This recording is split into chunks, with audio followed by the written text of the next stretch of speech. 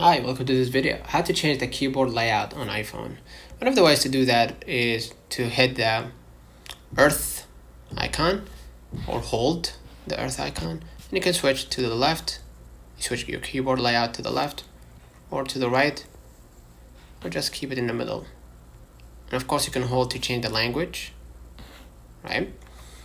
So you can basically type in your own native language.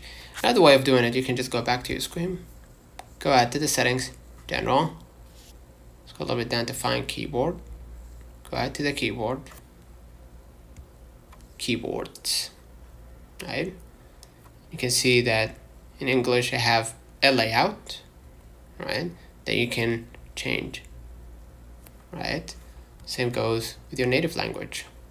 You can change it to Arabic PC if you're a native Arabic speaker. So consider liking this video, subscribe, it really helps with the channel.